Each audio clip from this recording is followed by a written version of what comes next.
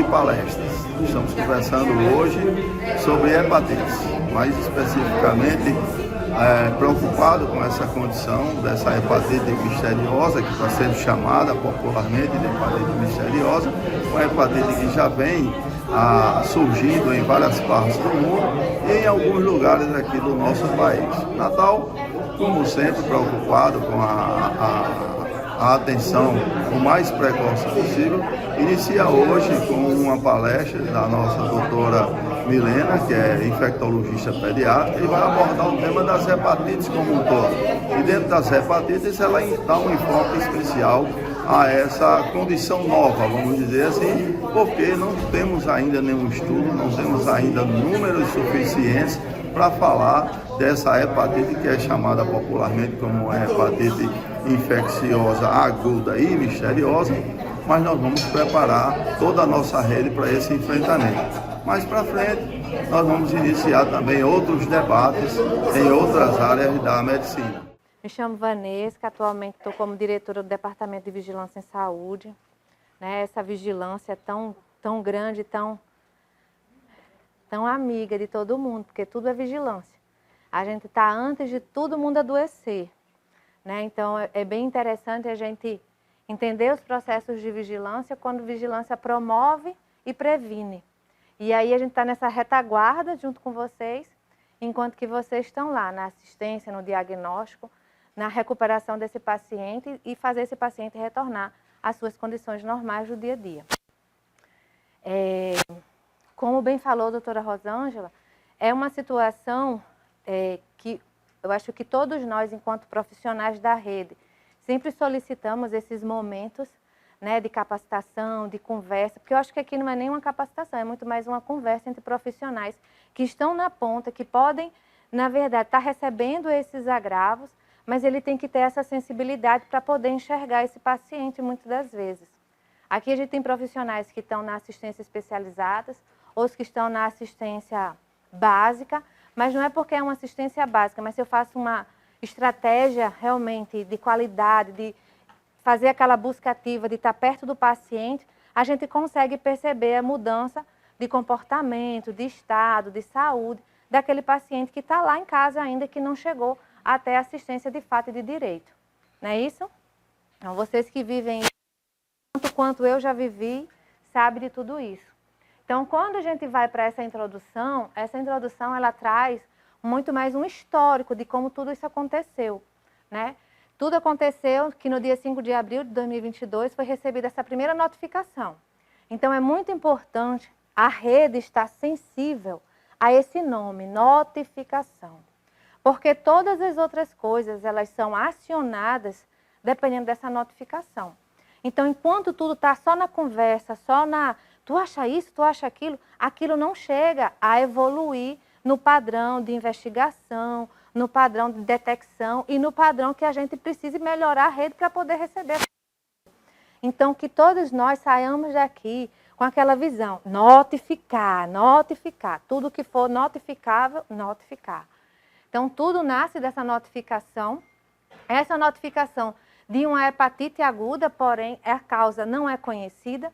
A gente pode ter hepatite de várias situações, até pelo uso excessivo de algum medicamento, de algum analgésico. A doutora Milena vai falar muito mais sobre isso na situação mais clínica, mas a gente tem que entender que essa inflamação, esse adoecimento desse órgão fígado, ele pode ser causado sim por vírus, mas sim por outras coisas. Mas essa causa, a princípio, era desconhecida. E essas crianças anteriormente eram saudáveis, eram menores de 10 anos e eram residentes da Escócia. O Brasil, no dia 31 de maio, foi notificado com 95 casos. Desses 95 casos prováveis, e aí a gente vai ver que lá na notificação tem aquilo que eu vou ter que separar, o que é provável, o que é suspeito, para poder a gente ter esse feeling da notificação, porque nem tudo que eu acho, ele está dentro do critério de ser considerado provável. E nem tudo que eu estou vendo, ele pode ser realmente considerado dentro desse critério, tá certo? Que a gente tem que ter esse enxergar diferenciado. E aí, 68 casos estão sendo investigados e 26 já foram descartados. No RN tem um caso em investigação, que é uma criança de 5 meses. 5 meses. E eu acho que ela foi a óbito, que é Mossoró, tá certo? Então, esse caso está sendo investigado porque existem algumas contradições na situação e eu tenho que afastar realmente a base de toda essa situação de origem desconhecida realmente. No caso, esse daqui é o que a gente chama de sala situacional. Essa sala situacional, ela vem trazendo esse recorte de mundo. Casos de mundo já são 33 países que notificam essa situação de uma hepatite de uma origem desconhecida. Já são 749 casos notificados, tá certo? 99 em investigação e 650 prováveis. Dentro desses prováveis, a gente tem uma coisa que é nova, porque assim, a quantidade de necessidade de transplantados e aqueles que estão levando a óbito. Então, a gente sabe que a infecção aguda hepática, ela pode levar a uma situação de cura e tratamento, mas ela não era tão frequente a necessidade de transplante. E hoje a gente tem essa necessidade que está se tornando emergente. Então, isso é a gravidade, isso torna esse potencial e essa situação diferente de todas as outras coisas do passado. Os casos no Brasil são 17 estados que já fizeram essas notificações, já alertaram, né? A gente tem 95 casos notificados, 1 provável e 68 em investigação. Já transplantados, a gente tem 7 e 5 óbitos. E ali ele vem dizendo, ó, Rio Grande do Sul, Rio Grande do Norte, Minas Gerais, Maranhão e Rio de Janeiro. Ainda estou vendo. Caso provável.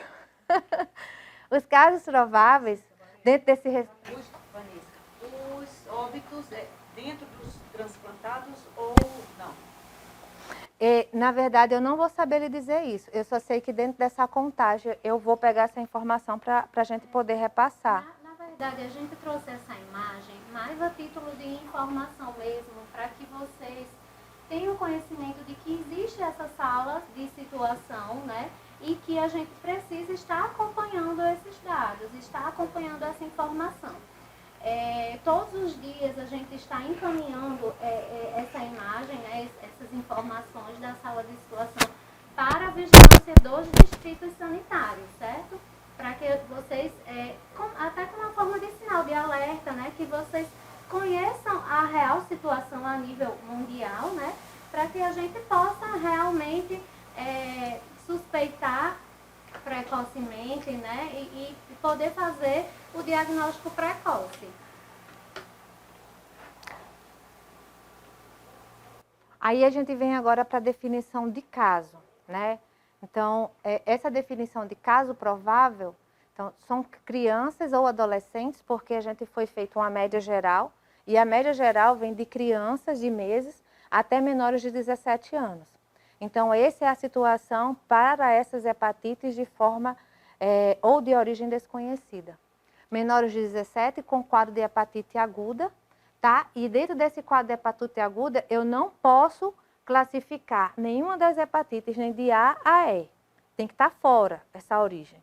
Se eu fiz algum exame que me dá uma suspeita, uma positividade para alguma das hepatites de A a E, então já sai desse critério de provável. Caracterizada pelo aumento da transaminase sérica, tá certo? E dos outros exames, que é o espartato aminotransferase e ou alanina aminotransferase. Né? Então, tem os valores que estão lá, descritos que são maiores do que 500 unidades internacionais por litro, e essas são diagnosticadas a partir do dia 20 de abril. Então, a partir do dia 20 de abril de 2022, todas as situações que estavam dentro desses critérios, que foram considerados prováveis, a gente tem notificação, tá? Eu acredito que a doutora Milena ela vai falar um pouco mais sobre isso, mas é importante estar na fala da vigilância, porque quando notificar, né, para a gente saber quando notificar. Então, a gente vai notificar em situações de casos prováveis. Por isso que Vanessa trouxe a definição de caso provável.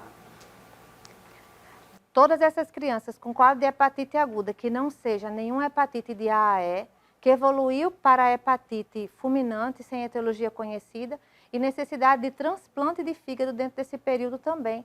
São crianças ou são adolescentes que estão dentro dessa situação de provável. Tá? O contato do caso provável, que é aquele indivíduo com hepatite aguda, de qualquer idade, que seja um contato próximo e ou caso provável até o dia 20 de abril de 2022.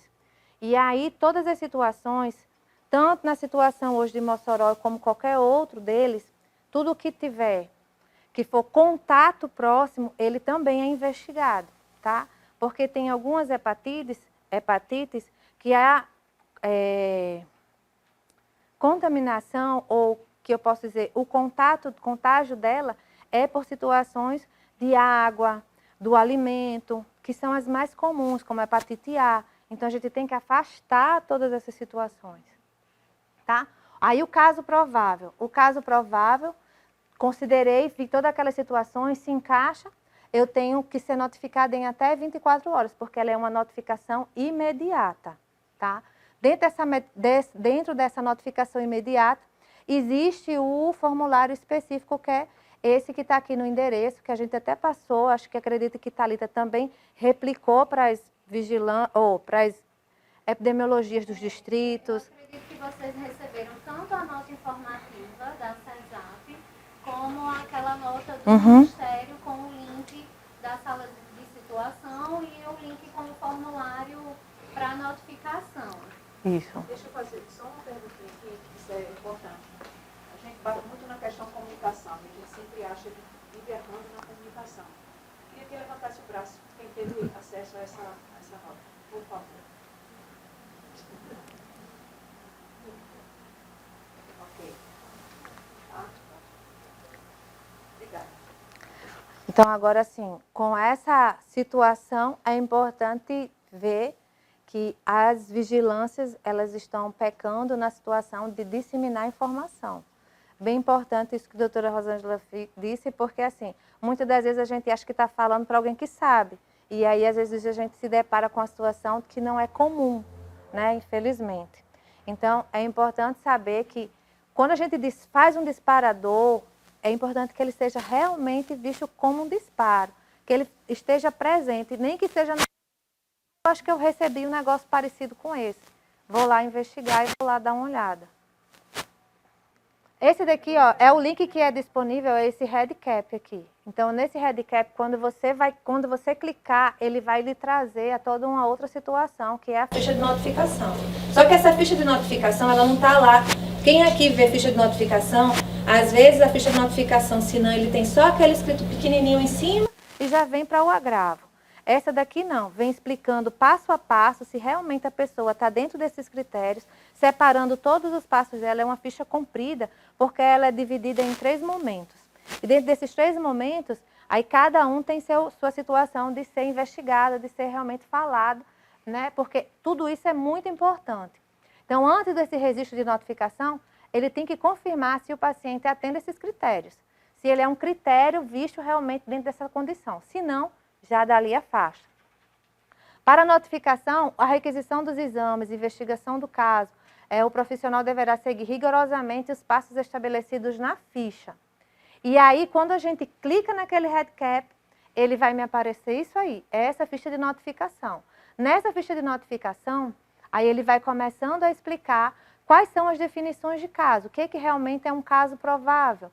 E aí ele vai dizendo tudo bem direitinho, então é importante que quando vocês derem esse clique, leiam realmente para poder saber se ele está dentro desse critério ou não está dentro desse critério. E aí a gente vem para a notificação. Quando a gente vai notificar, então é uma ficha bem extensa, porque ela vai precisar... Seja bem-vinda, doutora. Quando a gente vai notificar, são muitos itens, porque dessa notificação, ela vai gerar toda uma investigação. E essa investigação, como é uma notificação imediata, ela tem que ser disparada rapidamente, e dentro dessa rapidez, para que a gente tenha momento oportuno de quê? De coletar os exames necessários, que a Elineide vai aqui também falar. E ele tem que ser coletado no momento oportuno, na fase agudizada daquela clínica, para que eu possa, na verdade, detectar todas as situações. E depois que a gente passar da investigação, aí a investigação, ó, vem a data do registro, vem o nome do responsável da notificação, vem o tipo de registro, se é uma investigação laboratorial, se é um caso suspeito, se é um caso provável, ou se é contatos de um caso provável. Todos eles vão entrar dentro dessa notificação. E essa notificação ela vai correr, tá certo? No contexto. Importante entender que esses itens que estão aí, não é aqueles itens que se eu achar sem graça, eu pulo. Não ache sem graça. Ache que ele é essencial para um disparador. Se ele está aí é porque ele é essencial para a pessoa que está após essa ficha de notificação conseguir identificar a pessoa, o lugar, a casa, né? E todas essas situações elas possam se reunir num único processo e a gente chegue realmente a um diagnóstico seguro. E aí ele vai correr todas as situações de histórico clínico agora. Nesse histórico clínico, vocês percebem que tem um Vzinho. Esse Vzinho ele vai me dar a opção de descrever sim ou se é não provável. E aí ele vai me dando todas essas opções. Percebam que eu só vou ter que escrever mais lá na frente, porque ele pede alguma descrição mais específica do caso. Algo que, na verdade, você enxerga como profissional, mas que a ficha não lhe deu a oportunidade de clicar. E aí aqui eu vou começar a ter os exames realizados. Todos esses exames que estão aqui, se tiver exame realizado, se não tiver, é bom a gente já entender que eu tenho um disparador e uma falta de um critério que é específico para poder fechar esse caso. Então, como ele é um critério específico para fechar o caso, é importante que ele esteja presente. A gente estava conversando hoje pela manhã com o Cieves, e as meninas do Cieves estão aqui.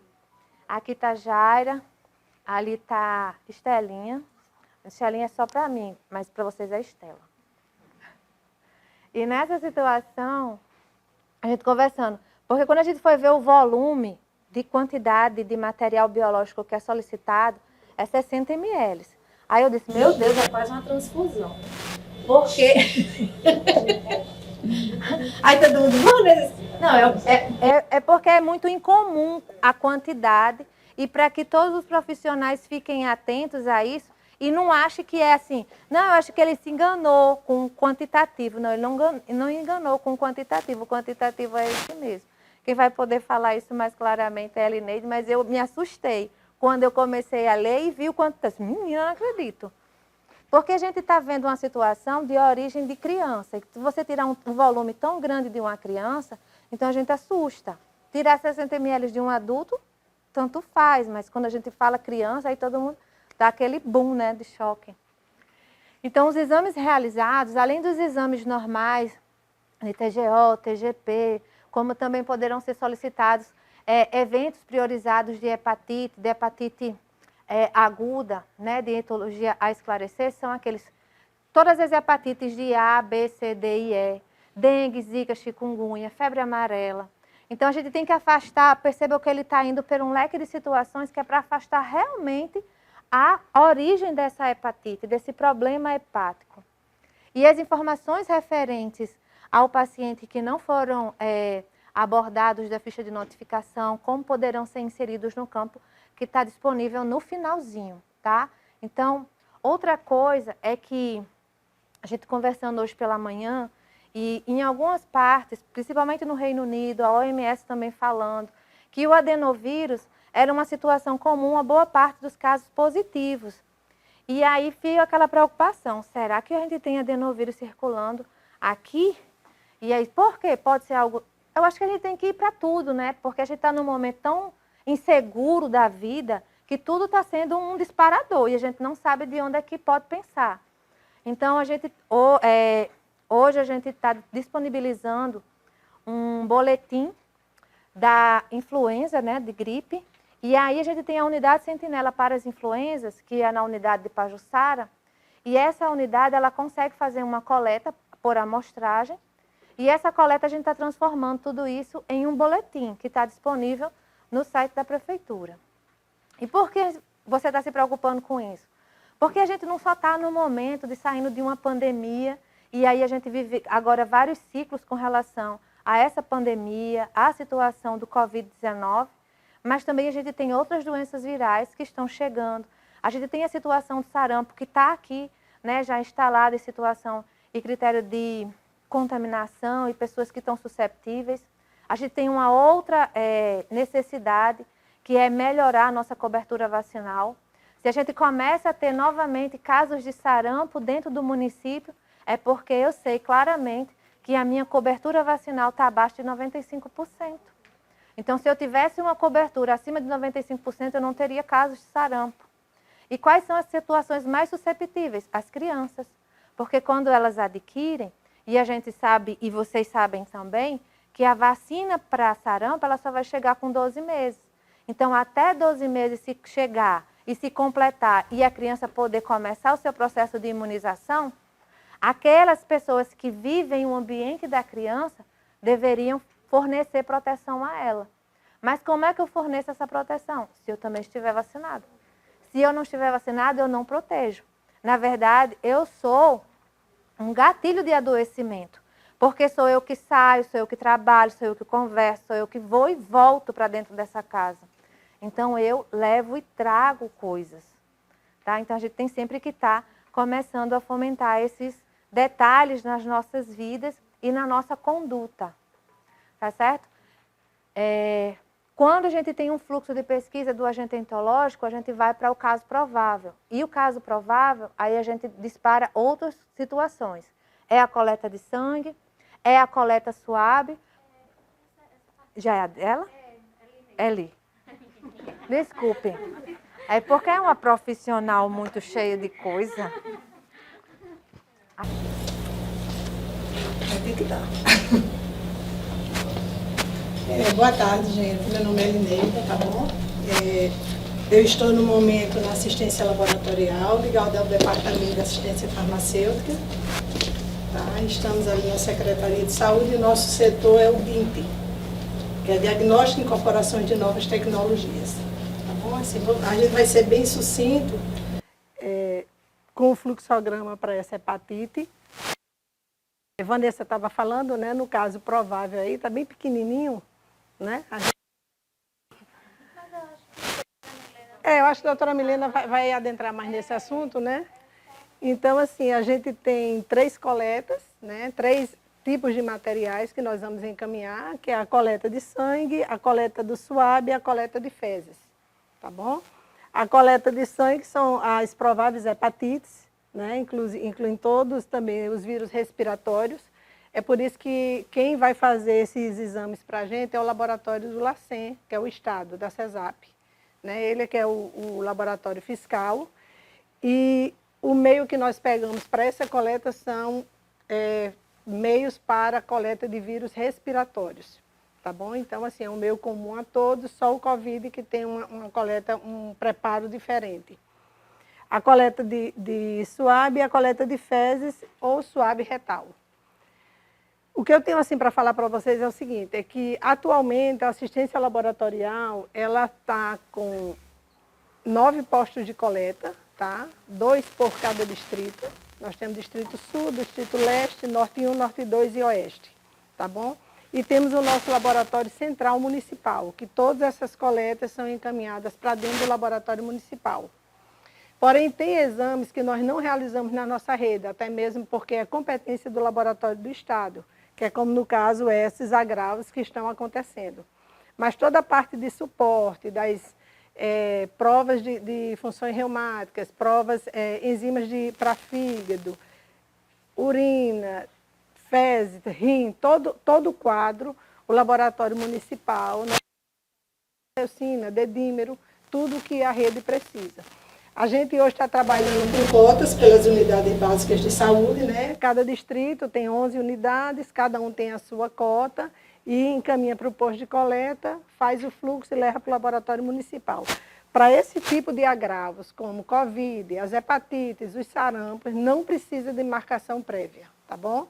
Todas as unidades eu já passei, eles não precisam, ou seja, um paciente desse chegando, não, eu só tenho vaga para encaixar depois de amanhã, não. O posto de coleta está autorizado a receber, tá bom? Contanto que chegue com a solicitação, com a notificação, porque nós não podemos receber sem a notificação, porque nos é cobrado lá no LACEN do Estado.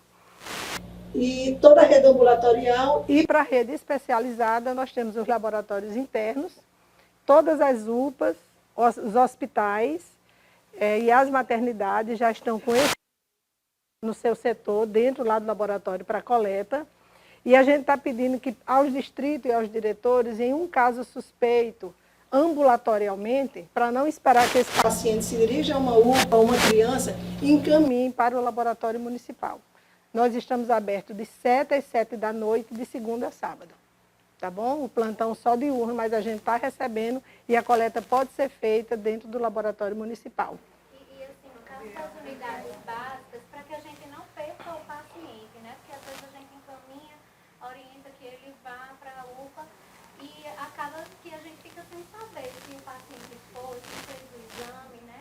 Então, nas unidades básicas, encaminha para a realização do exame, né? Que é porta aberta, e notifica também liga para os CIEVs do município, né? Notifica e ter esse cuidado de não perder esse paciente, né? De não deixar ele solto na rede. Mas é o laboratório municipal, o das Quintas, né? Antiga maternidade das Quintas, certo?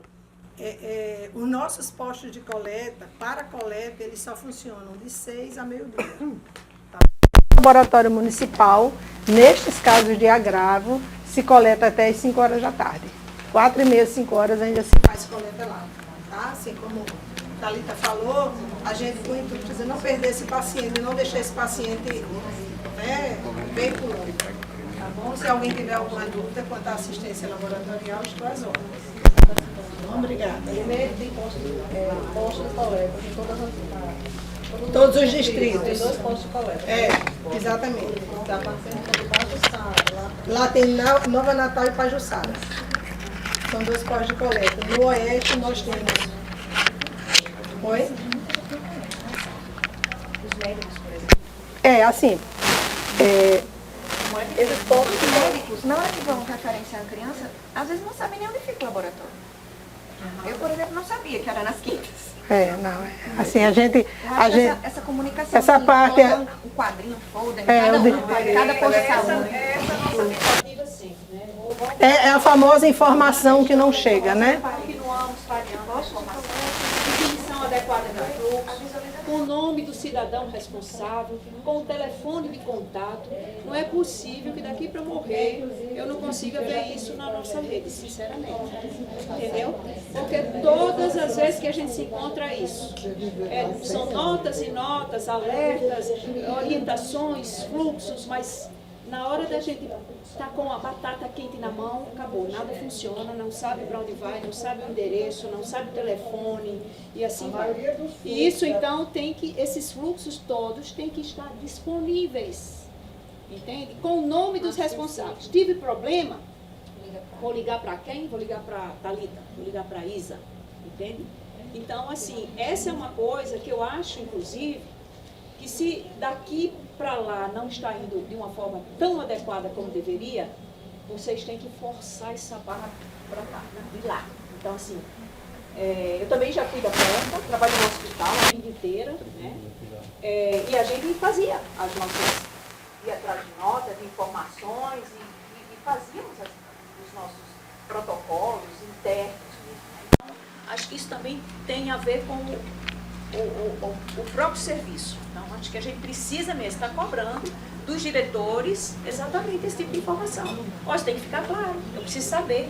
Na hora que você está consultando, são 1.500 preocupações, né? Aí, além disso, muita gente acha que é muito fácil.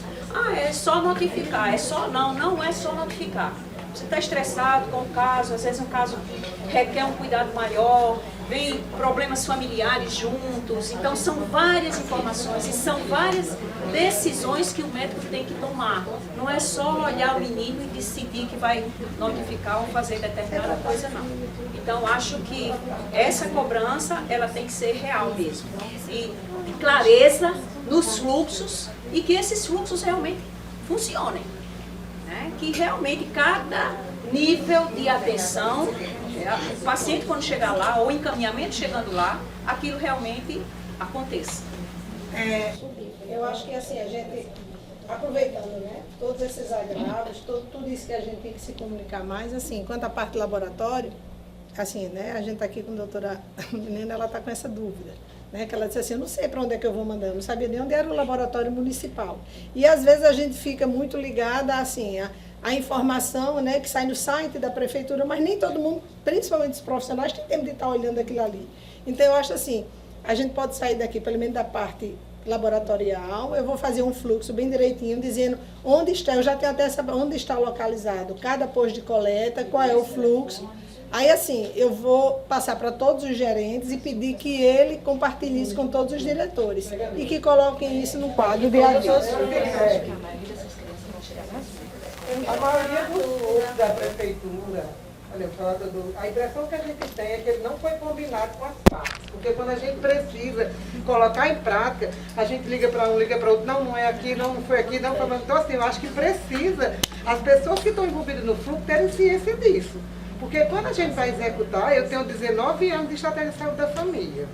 Quando a gente vai executar, e eu acho que a Ariane estava até aqui concordando comigo, a gente fica numa loucura, liga para um, liga para outro, a gente não consegue chegar para o paciente e dizer, olha, você vai para tal canto, que você vai ser isso. O paciente volta para a gente, o paciente liga para a gente liga para... Muitas vezes a gente acaba ligando para a gerência do distrito, aí não sei como eles têm uma chavezinha mágica e falam, manda para tal canto. É que não é para ser. Que é colocado para a gente não consegue. Jussara, eu vou fazer assim, só um minuto, eu vou fazer assim, só para a gente não ficar, porque eu sei que quando a gente acaba...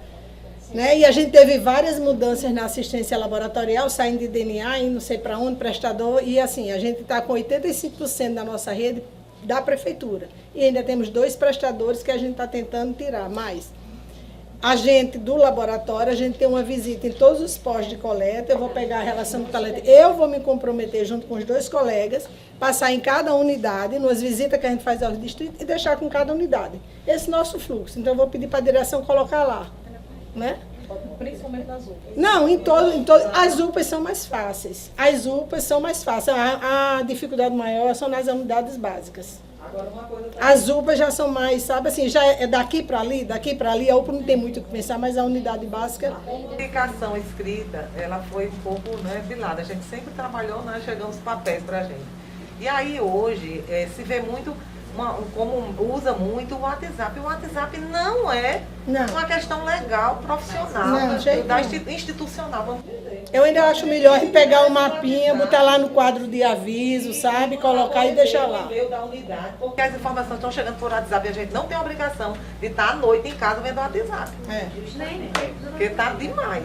Tudo chega passando por grupo. Em relação ao resultado desses exames, é o próprio paciente quem vai pegar? Não, esse resultado desses exames, todos eles têm que ser cadastrados no gerenciamento de ambiente laboratorial.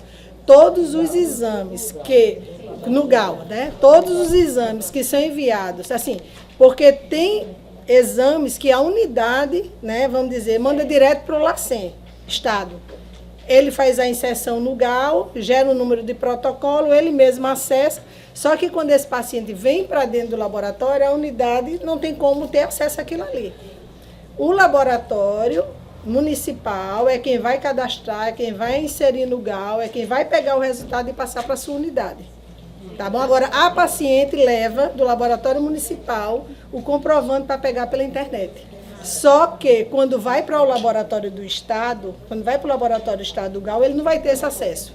Que a gente não pode tirar do GAL e botar na nossa internet, né? No nosso sistema, tá bom? Eu vou pedir só assim para a gente retomar por conta da gravação, né? Porque ela tem um tempo limite, senão a gente não vai conseguir gravar. E só dizendo aqui, gente, assim, doutora Milena, bem certo? rapidinho, nós temos uma previsão já de cada distrito, que foi feita há 4 anos atrás, em cada distrito, nós temos a normativa do laboratório, fazer novamente aquela apresentação para os diretores chamar o pessoal que precisa mais de laboratório. A gente vai começar isso agora em cada distrito, tá bom? E aí eu acho que muita coisa a gente vai poder elucidar e tratar mais como está a assistência atualmente, tá bom? Obrigada.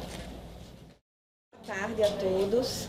Gostaria de agradecer a Frankleide pelo convite, né, por toda a equipe, por fazer parte desse momento, um momento de descobertas para todo mundo. Aqui nós estamos apenas como um multiplicador de informações, nós não temos mais experiência ou menos experiência, ou sabemos mais do que vocês, porque é tudo novo para todo mundo.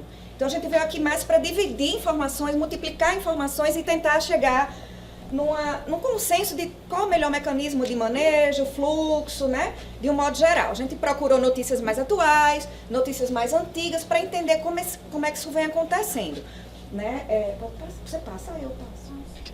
Então, está dando para ler? Não sei se está pequeno. Está dando para ler? Então, na verdade, tudo começou em outubro. Vou falar um pouquinho da história. Qual é?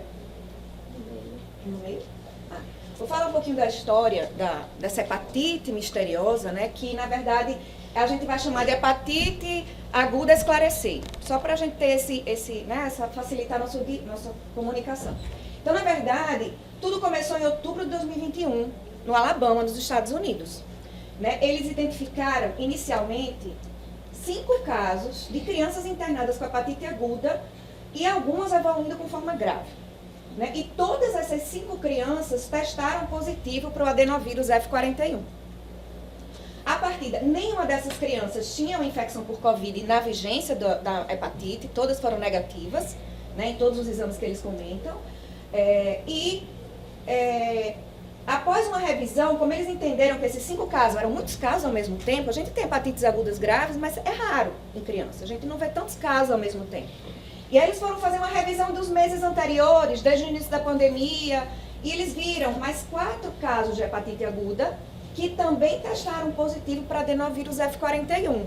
Ao todo, 9 crianças realmente de 1 a 6 anos. Naquele momento, eles conseguiram definir como hepatite aguda de etiologia esclarecer para os nossos vírus conhecidos previamente, né? Mas que tinham como novidade o adenovírus. E a partir daí o CDC notifica esses casos e faz um alerta à Organização Mundial de Saúde. Nesses pacientes dos Estados Unidos, os sinais e sintomas mais frequentes foram febre, fadiga, hiporexia, náuseas e vômitos, dor abdominal e icterícia. E o que chamava atenção, tá dando pra ver? Era uma elevação acentuada das transaminases, com alguns desses pacientes evoluindo com insuficiência hepática aguda. Em seguida, né, já em abril, o Reino Unido lança a primeira nota de orientação e alerta para a sua comunidade médica, né, a comunidade do Reino Unido. Já falando desses casos também que começam a surgir, na verdade, no Reino Unido desde janeiro de 2022. Mas assim como nos Estados Unidos, eles não sabiam o que era. Eles não sabiam atribuir a que esses novos casos de hepatite, já que a maioria era negativa para a maioria dos vírus conhecidos. Né? Em 15 de abril sai a primeira nota do Reino Unido e a OMS, né? A partir da nota do Reino Unido. Em 23 de abril, a OMS notifica os 169 casos, né? Da hepatite aguda esclarecer, foi assim que eu deixei a sigla, em 11 países da Europa e um nas Américas, que era os Estados Unidos. Pode passar. A partir daí vem essa nota de 15 de abril, em que eles aqui nessa nota, nessas orientações, nessas recomendações do Reino Unido, junto com a Organização Mundial de Saúde, ele libera, eu acho que ficou pequeno aqui para vocês verem, mas eles colocam aqui como investigar inicialmente uma criança com quadro de febre, dor abdominal, icterícia, náuseas e vômitos, né, que não tenha inicialmente a etiologia já definida. É um paciente com a doença metabólica, é um paciente com a doença genética, é um paciente com a doença, uma hepatite autoimune, é um paciente com doença de Wilson, não se sabe o que é. E aí esses pacientes da investigação lá, eles colhiam sangue, né, amostras de sangue, amostras de urina e amostras de fezes, além dos suaves também. Nos de sangue, o que é que eles começaram a pesquisar? PCR para adenovírus, porque os Estados Unidos já tinham os casos em outubro. Por isso que a notificação do caso suspeito, provável, contato, tem a partir de outubro. Por causa desses primeiros casos dos Estados Unidos, que até então ninguém sabia que ia ser um surto, ou que ia iniciar um provável surto, né? E aí eles fazem PCR para todos esses vírus, inclusive adenovírus, enterovírus, citomegalovírus, Epstein-Barr, herpes simples, hepatites todas, né, que a gente já conhece, né, vírus herpes simples tipo 6 e 7, que é o que causa o exantema súbito na infância. No sangue ainda, todas as sorologias possíveis também, eles começam a investigar. Culturas de sangue para bactérias, né? Apesar de a gente saber que para uma criança evoluir com insuficiência hepática por uma infecção bacteriana, ela tem outros comemorativos que não só o fígado com alteração, né? Mas eles investigaram tudo, começaram a investigar tudo. Para o sangue também, começaram a investigar a parte toxicológica de medicação, de alimentação, de plantas, de veneno, né? Começaram a pesquisar. E na urina também. Para os suaves, nasal, PCR para os vírus respiratórios, que é o painel viral que é feito aqui, né? Adenovírus, sincicial, rinovírus, metapneumovírus, influenza, fora a Covid-19, que também está contemplado aqui no suave nasal. Nas fezes, eles colhiam as fezes ou faziam suave, também retal, para pesquisa nessas fezes de PCR para adenovírus, não estou entendendo qual é isso. Ronorovírus, enterovírus e todos os vírus possíveis, inclusive SARS-CoV, né? Porque existe uma coisa importante, é que SARS-CoV ele é eliminado também nas fezes de crianças, de adultos e de crianças, mas ele permanece mais tempo sendo eliminado nas fezes do que na própria secreção nasal das crianças. Se viu que a média de negativação de SARS-CoV na secreção nasal de uma criança era em média 12, 14 dias, nas fezes passava 30, 40 dias, né? E aqui, sangue também para parte toxicológica, de medicamentos, de tudo. Pode passar. E aí, a partir daí, a OMS tenta iniciar uma definição de caso. Caso confirmado, inicialmente, eles não tinham como saber, era zero, porque confirmar o que se eu não sei o que é, né, a princípio. Mas o provável era, toda pessoa com hepatite aguda, não há AE, A, B, C, D, E, certo? E com transaminases maior que 500, idade maior que 16 anos, após menor que 16 anos, desculpe, após 1º de outubro de 2021. Caso suspeito, toda pessoa com hepatite aguda não AE, de qualquer idade, com contato com caso provável. Essa foi a primeira definição.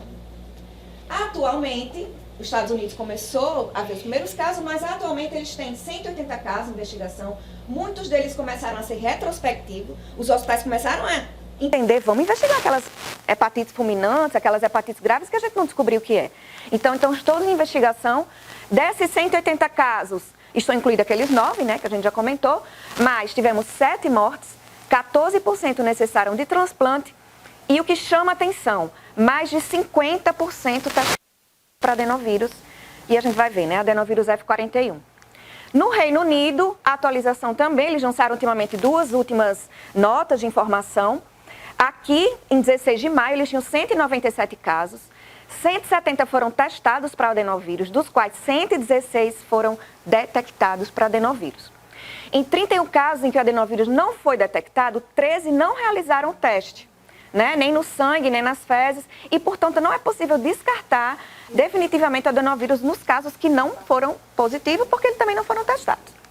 Até agora, o SARS-CoV foi detectado em 15% dos pacientes no Reino Unido. Em 25 de maio, eles lançam mais uma nota, que em menos de 10 dias, mais 20 casos foram notificados. Tá? Pode passar. Ainda no Reino Unido, nenhuma criança morreu, diferente dos Estados Unidos, diferente do Brasil, né? Não há evidência de qualquer ligação com a vacina do Covid, pelo menos até agora, porque a maioria dos casos são em menores de 5 anos e foram muito jovens para receber a vacina. Mas aí tem algumas interrogações que a gente vai comentar mais na frente. A investigação continua a sugerir uma forte associação com o adenovírus, e o adenovírus é o vírus mais frequente detectado em todas as amostras, né? E, no momento, está em andamento um estudo epidemiológico formal para avaliar essa teoria do adenovírus aí no Reino Unido, assim como nos Estados Unidos também. A probabilidade de crianças desenvolverem hepatite ainda permanece baixa, apesar de assustar. Num N, né, de crianças doentes, com viroses, com hepatites, ainda é considerado raro. E aí a gente vai para as teorias. Quais são as teorias que estão em vigência aí? Como explicar essas hepatites graves e misteriosas? Né? Então, a primeira teoria, realmente, a mais forte até agora, né? Eu digo até agora, gente, porque como a gente aprendeu nessa pandemia, é tudo muito dinâmico. Então, o que a gente está conversando hoje, pode ser que amanhã venha uma notícia completamente diferente. E a gente tem que estudar tudo de novo e aprender novas teorias ou novas definições. O adenovírus é a principal, né, teoria até agora, onde está se apostando mais. É um vírus de DNA que tem 7 espécies que infectam humanos, que vai do A ao G. Já é um vírus conhecido de nós, pediatras, né? Não é um vírus raro, não é nada raro, mas infelizmente no nosso meio a gente não sabe dizer qual a prevalência de circulação desse vírus nas nossas crianças. Né? A gente precisa muito do que se falou do painel viral. A gente tem visto quanto é importante definir a etiologia viral. Eu lembro que a minha residência, há mais de 20 anos, naquela época, no Paraná, lá já se fazia pesquisa viral em secreção. Toda criança que entrava no hospital com quadro respiratório agudo, se colhia material e se fazia pesquisa do vírus. Né? Então a gente já tinha sincicial, adenovírus, rinovírus. Então é importantíssimo, porque a partir daí a gente consegue identificar o início de um surto, o início de uma epidemia. Né? Então o painel viral é importantíssimo. E esse vírus, ele tem manifestações clínicas das mais variadas, né? Todo pediatra já leu adenovírus, já viu adenovírus, crianças com suspeita de adenovírus. Então varia de febre, amidalite, otite, tonsilite exudativa, linfonodomegalia, bronquiolite e pneumonias em lactentes e quadros diferentes, né, que o tipo 3 e 7 também podem causar. A febre, a conjuntivite e a faringite. Que ultimamente eu tenho percebido vários casos de conjuntivite e febre e adenopatia cervical circulando. Será que a gente não está circulando adenovírus, gente? Provavelmente. Ano passado, quando voltou a fazer painel viral, se eu não me engano, no Maria Alice, que era o centro de referência, eu lembro que a chefe da UTI lá me mostrou um gráfico. Quando eles conseguiram isolar outros vírus, a maioria era adenovírus. Foi um curto espaço, quando voltou a fazer o painel, que depois veio uma nova onda e o painel parou de ser feito, de novo, pela necessidade de se fazer mais Covid, né? Mas naquele momento, tinha mais adenovírus. Então, num momento, num corte ali, você já identificou que tinha adenovírus circulando em 2021, né? E aí, o adenovírus F41, que foi o encontrado em mais de 50% das crianças no Reino Unido e nos Estados Unidos, realmente é um adenovírus que já tinha um tropismo pelo trato gastrointestinal, causando febre, dor abdominal, diarreia, vômito, mas que até então sem gravidade, né? Pelo menos os pacientes imunocompetentes. Porém, foi encontrado em mais da metade dos casos dessa hepatite, mas, no entanto, ainda não foi identificado nos fígados dos pacientes transplantados até agora, nem nas biópsias hepáticas. Então, por isso tem outra teoria, que é essa próxima. Será que realmente é uma infecção aguda pelo vírus ou é uma manifestação imunomediada por um vírus previamente? Né? E aí entra a teoria da co-infecção, ou talvez não co-infecção, mas uma infecção prévia pelo SARS-CoV seguida de uma nova infecção viral. Né? Então, de 5 a 15% dos casos que testaram positivo, 5 a 15% dos casos testaram positivo para os dois vírus, SARS-CoV e adenovírus, do montante dos Estados Unidos e do Reino Unido. E o que se acredita? Que, como eu já falei, o vírus, o SARS-CoV, ele fica nas fezes mais tempo. Então, parece ter remanescentes, partículas remanescentes no trato gastrointestinal. A criança pode ficar com ele lá algum tempo, pelo menos um mês, se sabe. E aí, quando o paciente, esse vírus, ele poderia ser um gatilho para uma reação imunológica exacerbada quando a criança entrasse em contato com um novo vírus, uma outra infecção. Né? E por que o SARS-CoV teria essa capacidade? Porque a proteína spike, né, que está lá na membranazinha do vírus, ela é considerada um superantígeno. E os superantígenos, eles realmente ativam o sistema imune de uma forma muito exagerada. Né?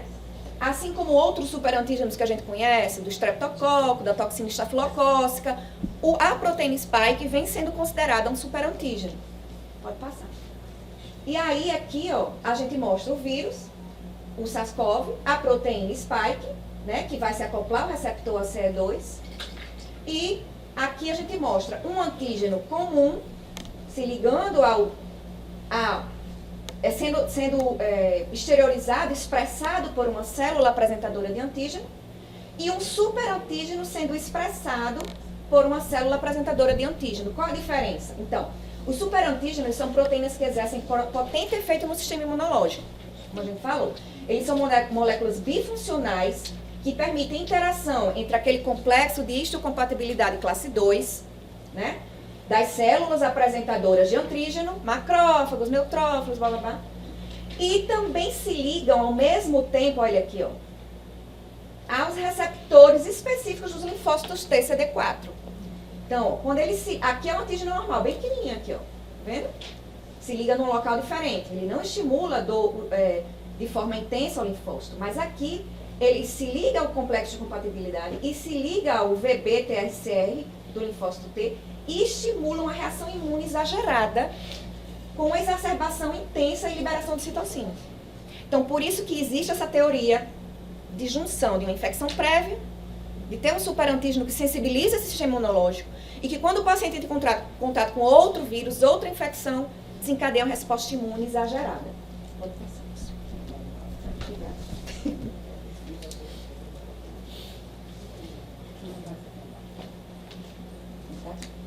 Outras teorias.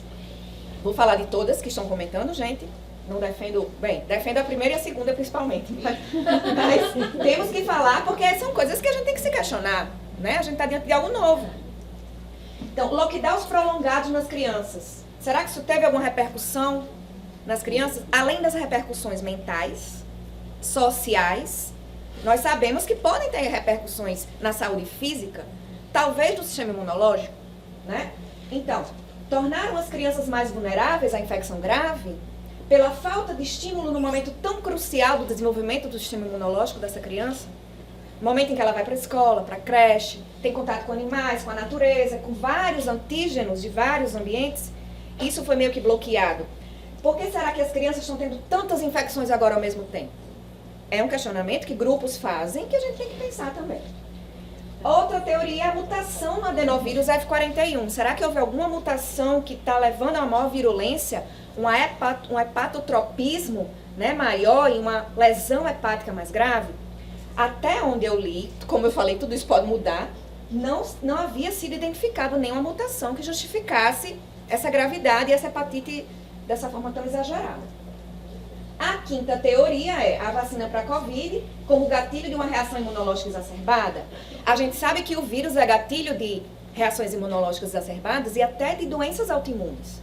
Então a gente viu em adultos, mas em criança também a gente viu uma alta incidência de diabetes mellitus tipo 1 pós-Covid em criança, né? Guillain-Barré, alguns casos de lúpus. Então, assim, da mesma forma que o vírus é gatilho, o questionamento de alguns grupos é: será que a proteína da vacina, tanto acarreada pelo vetor, quanto a produzida por um RNA mensageiro, ou pelo vírus inativado, não seriam também gatilhos?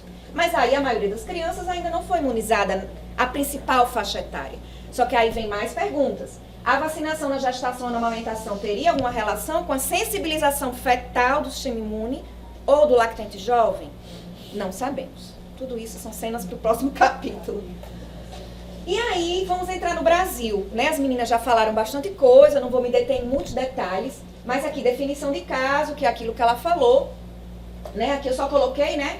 A sala de situação, gente, é essa sala de situação. Tem no gov.br, né, www.gov.br, sala de situação para hepatites agudas graves, de etiologia esclarecer. Todo mundo pode entrar, pode passar, só para ilustrar.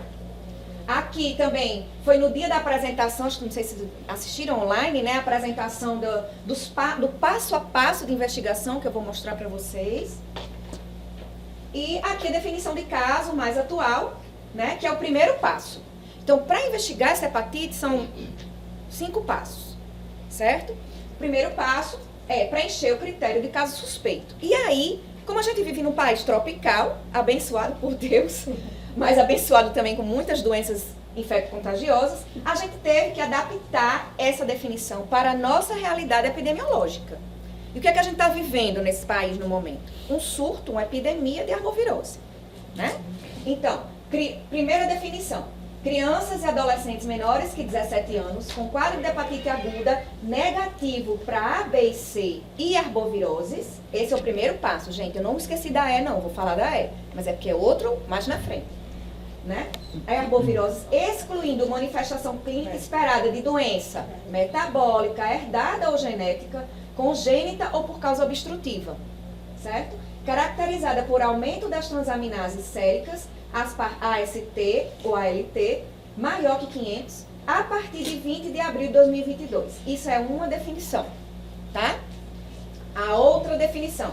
criança e adolescente menor de 17 anos, com quadro de hepatite aguda negativo para A, B e C e arboviroses, né, excluindo manifestação clínica esperada de doença metabólica herdada ou genética, congênita ou por causa obstrutiva, que evoluiu para hepatite fulminante sem etiologia conhecida e necessidade de transplante hepático no período de 1 de outubro a 20 de abril. Esses seriam os retrospectivos, para a gente lembrar que existem esses casos, certo? E lembrando desses casos, a nossa vigilância lá do UOL já até falou para o CIEVS, notificou na época e agora mais uma vez relembrou. Ano passado nós tivemos 2 casos no UOL de hepatite aguda fulminante. Os 2 pacientes foram a óbito. Bem perto um do outro, foi em abril do ano passado. E um era positivo para SARS-CoV um mês antes, tinha tido SARS-CoV. O outro não tinha relato de nada. Os 2 moravam na mesma região e os 2 fizeram hepatite aguda fulminante, adolescentes, e foram a óbito. Esses 2 até hoje não têm etiologia definida. Segundo passo, deverão ser coletadas concomitantemente. Então, isso o pessoal já falou, vou só reforçar. Então, a criança chega na UPA ou chega no PS, no posto de saúde, no hospital, no pronto atendimento, o que é que vai acontecer? Tem febre, dor abdominal, icterícia, né? Inicialmente, você vai colher os exames básicos, mas se há uma suspeita de uma hepatite de etiologia esclarecer, né? Todos esses exames vão ser colhidos no primeiro momento da criança, no laboratório municipal ou no LACEN. Esse fluxo com o LACEN eu acho que também vai ser bem definido, né? Porque as amostras, elas vão ficar, como é que eu digo, reservadas, né? No início, o primeiro passo vai ser coletar as amostras de sangue, suave nasal e fezes. E, inicialmente, eles vão investigar algumas coisas que a gente vai ver. Mas tudo vai conter as hepatites virais mais conhecidas, as arboviroses, adenovírus, citomegalovírus, Epstein-Barr, SARS-CoV, nos não vacinados e com PCR negativo, e PCR também para arbovírus. Tá? Suave e nasofaríngeo para pesquisa do SARS-CoV-2 e fezes e suave retal para pesquisa de adenovírus, norovírus e enterovírus. O terceiro passo. Então, só passa para o terceiro passo se não for descoberto no segundo passo. Ah, foi uma hepatite A, eu não vou passar para o terceiro passo. Ah, foi uma dengue, GM positivo, PCR positivo, não vou passar para o terceiro passo. Ok? Então, exclusão de hepatite A, B e C e arbovírus passa para o terceiro passo. Vai dar continuidade à pesquisa, dependendo dos resultados iniciais obtidos. Será realizada a pesquisa para SARS-CoV e os casos positivos para dengue, febre amarela e SARS-CoV devem seguir para o sequenciamento conforme capacidade laboratorial da localidade ou pelos laboratórios de referência. Pode passar. Aí que tá. Quando tudo dá negativo, você vai pesquisar hepatite E, que já está colhido. Está reservado no laboratório, que eu não sei qual vai ser. Deve ser o LACEN. Acredito eu. Vai ser tudo pro LACEN, né? Então, vai pro LACEN. E aí, quando não dá hepatite A, B, C, arbovírus ou outra etiologia conhecida, então é que vai se investigar hepatite E, que só vai para o laboratório de referência na Fiocruz. Não é todo o LACEN que faz. Adenovírus, EBV e CMV. Tá? Claro que se tiver no hospital, o hospital pode, eu acredito que pode adaptar isso aqui para a sua realidade. Por exemplo, no hospital que eu trabalho, eu tenho sorologia para CMV, eu não tenho para EBV, só tem no LACEN, mas tem para CMV, tem para as hepatites. Então eu já vou, talvez, inicialmente, pedir os primeiros exames lá no hospital que eu trabalho, mas pode ser que no local que vocês trabalhem, não. O municipal faz. E aí, Menos o adenovírus, que é pode ser que no primeiro passo vocês já façam tudo. Ótimo. Né? Nos locais que não tem tudo, é que vai ter que seguir realmente esses passos. Pesquisa da amostra de fezes será realizada PCR para adenovírus, norovírus e enterovírus, nesse quarto passo, quando tudo for negativo, né? E casos positivos para adenovírus devem seguir sequenciamento conforme capacidade laboratorial local ou pelos laboratórios de referência, que eu acredito que vão ser só os laboratórios de referência, né? Que vão fazer. E aqui, gente, é o fluxograma do Ministério da Saúde para a investigação da hepatite aguda esclarecer. Não vou entrar em detalhes, nem dá para ler, mas só para mostrar aqui, ó, que no primeiro passo, primeiro passo suspeita, né, caso suspeito, vai colher tudo ao mesmo tempo, ó. Sangue, nasofaringe e fezes. A partir daí, essas fezes elas vão ser reservadas e só mais na frente, ó, lá no quarto, quinto passo que vai ser estudada. No meio do caminho aqui, as hepatites virais, EBV, Epstein-Barr, dando tudo negativo, é que eles vêm para essa última fase, que vai estar tudo reservado na geladeira, no laboratório de referência, para pesquisa. Isso quer dizer que só vai notificar no final? Não, né? Vai notificar desde o começo, sempre que tiver critério de caso suspeito envolvido. Claro que se der hepatite A, essa notificação vai parar. E aí vai para hepatites virais agudas normais. Se for dengue, essa notificação vai parar e vai continuar na notificação de arbovirose. Eu entendi assim na reunião. Foram 2 ou 3 reuniões online que muitas dúvidas surgiram, né? E foi bom porque a gente pôde tirar as dúvidas todo mundo junto. Todos os resultados devem ser atualizados e isso aqui não impede que a criança vá para uma UTI, que vá para transplante hepático. Muitas vezes a criança vai para transplante hepático, gente, eu digo isso até hoje, sem diagnóstico. Às vezes a gente não tem a sorologia na hora, não sai o resultado, o paciente se agrava em 48, 72 horas e ele vai para a fila de transplante, é o primeiro da fila de transplante, independente da etiologia. Não quer dizer que isso não vai continuar sendo investigado. Se ele for transplantado ou se ele for a óbito. A investigação vai continuar e os resultados vão sair mais para frente. Por isso que a gente só vai saber, na verdade, os resultados daqui a algum tempo. E vai ter noção geral desse cenário, né? Pode passar. E aí eu vou falar um pouquinho do quadro clínico, né? Quais os principais sinais e sintomas. Deu para entender a parte histórica, epidemiológica, laboratorial, todos os passos, né? A classificação, então, atualmente eu peguei do dia 30, ela pegou do dia 31, dela está mais atual. Mas aqui, só para vocês verem, que investigação, tinham 93 na época, mas aqui, ó, 72 estavam em investigação, 21 até dia 30 estavam descartados, 1 provável, apenas 1, por quê? Porque já passou da fase da hepatite E, tá? Já foi para Fiocruz, a hepatite E já deu negativo. Já está na fase da pesquisa das fezes, 3ª fase, 4ª fase. Já está pesquisando adenovírus, norovírus nas fezes, SARS-CoV nas fezes, já está na 4ª fase, tá? Se ele é provável, é porque a E já foi excluída, tá? E perda de segmento, nenhum suspeito. Casos de hepatite aguda de etiologia esclarecer, também em crianças e adolescentes, em relação a hospitalização, acho que a hospitalização, a maioria precisou internar, tá vendo? 26, não a maioria, 26 internaram, 1 teve alta, 18 em investigação, 1 foi descartado e tivemos ao todo 9 óbitos. Dentre os em investigação, dentre os descartados, né, e dentre o provável. Não sei se esse provável já foi a óbito, foi? Acho que não, o provável teve alta. Foi, o provável teve alta, tá aqui, eu vou mostrar mais na frente. Pode passar. E aí, mostrando também, isso tudo está na sala de situação, gente. A gente pode printar, está tudo lá na sala de situação das hepatites graves. Mostrando a notificação de hepatites, de um modo geral, né? O registro, né, dessas hepatites nas semanas epidemiológicas de 2021 e de 2022. E a partir aqui, ó, entre 24 e 30 de abril, na semana 17, eu acho, não é isso, meninas? Que começa, ó, o maior número de casos de hepatites. Então, realmente está batendo com o resto do mundo, isso aqui no Brasil. Pode passar. Os estados, aqui com um caso, investigação, mas o maior número de casos realmente é Sul e Sudeste. Pode passar. E aqui, a clínica. Então, sexo masculino e feminino, não houve diferença importante entre meninos e meninas. O que chama atenção realmente é a idade. Né? A gente tem adolescentes com quadro de hepatite aguda a esclarecer, mas a maioria se concentra até os 5 anos de idade. Com grande concentração até os 2 anos de idade.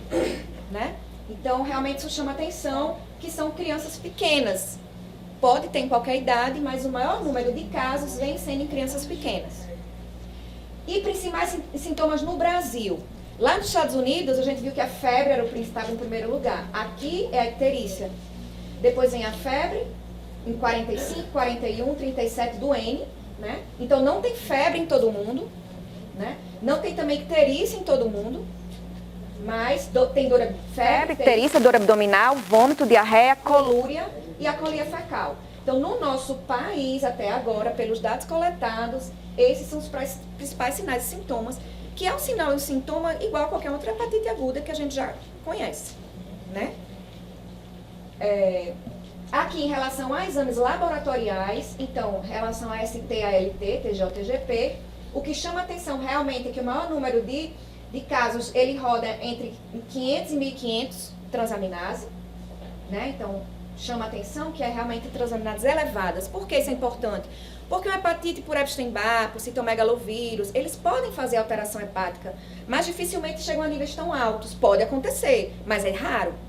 A gente vê isso nas hepatites A, B, né? E agora, nessa hepatite aí, provavelmente pelo adenovírus. Pode passar. Alguma dúvida, gente? Vocês querem perguntar? E aqui, até agora, o que a gente tem de etiologia no Brasil, tá? Então, nem todos os pacientes ainda tiveram os exames concluídos e nem colheram todos, mas até agora a gente está meio que seguindo o caminho do Reino Unido e dos Estados Unidos. Então, metade dos pacientes tiveram soro positivo para adenovírus, fezes dos pacientes, mais da metade positivos para adenovírus.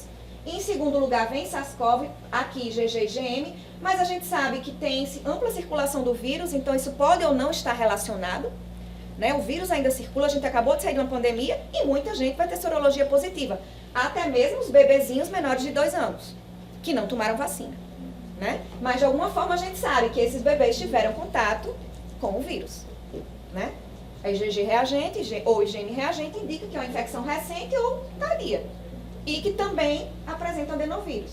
Mesmo né? a mãe que não foi vacinada, mas assim, aquela mãe que é lactante, a mãe que estava gestante, ela pode ter Isso. contato. Então, E passou anticorpos para a criança. exato.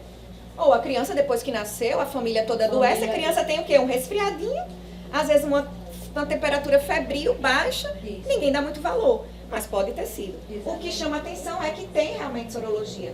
Não foram em todos os casos feitos ainda. Você vê que, um N de 9, a gente tem 72 casos.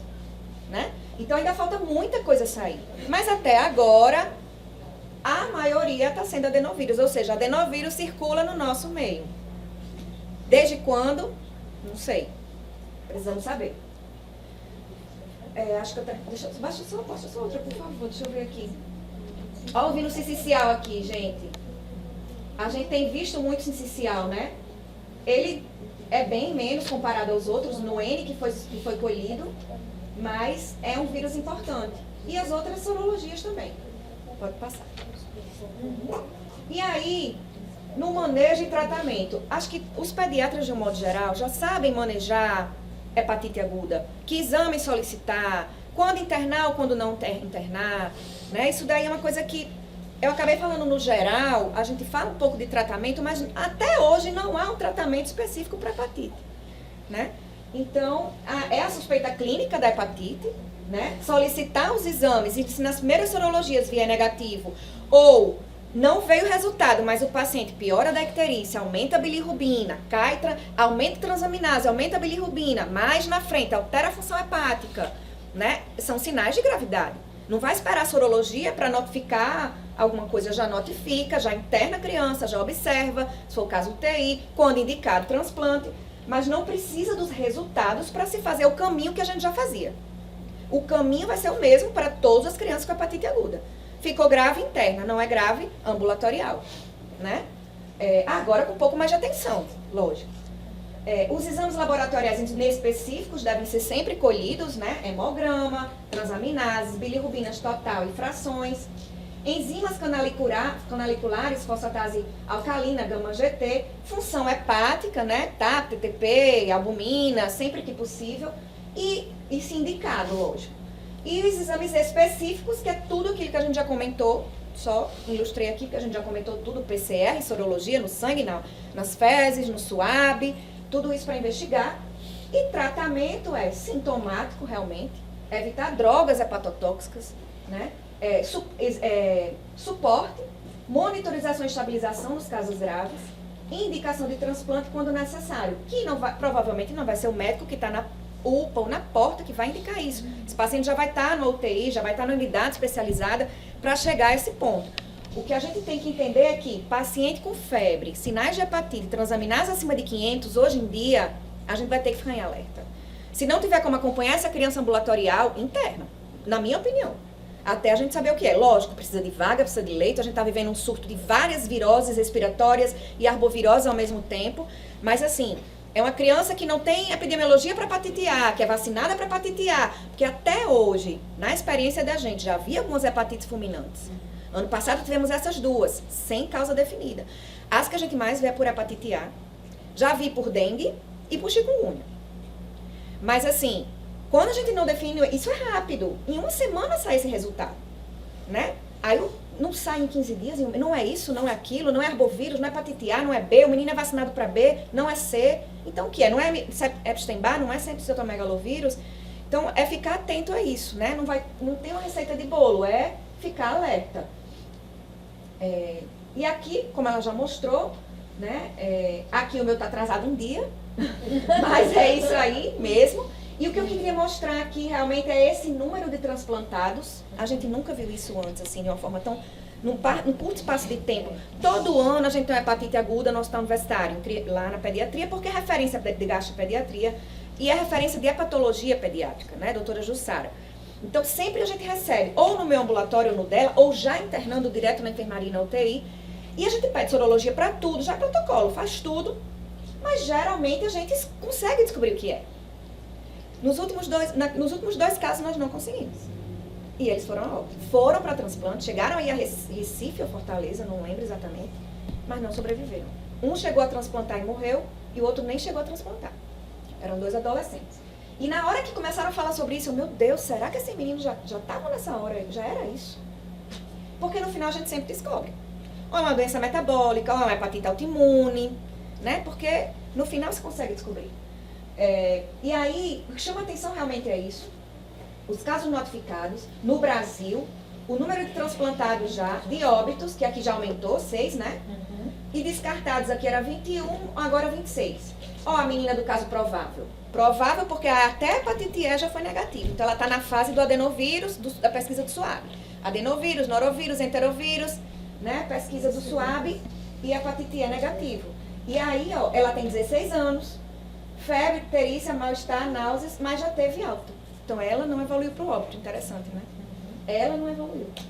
E aqui mostrando os sintomas mais frequentes, icterícia, febre, dor abdominal e vômito. Não houve tanta diferença entre os sexos, né? Importante. E o mapa dos países. Aí o próximo é que eu quero mostrar pra gente. Pode passar, por favor. Mostrar aqui, ó. Dos 21 descartados até o dia 30, olha a quantidade de arbovírus. Mais da metade. Dengue, chikungunya, principalmente, causam hepatite em criança. E eu, pessoalmente, posso falar que vi muita hepatite em criança na época do surto de chikungunya, 2017, 16, 17. Transaminases sempre eram alteradas em grande parte das crianças. Era benigno. Só um evoluiu com insuficiência hepática e morreu, era um lactente de 2 meses. Foi a óbito, o chikungunya.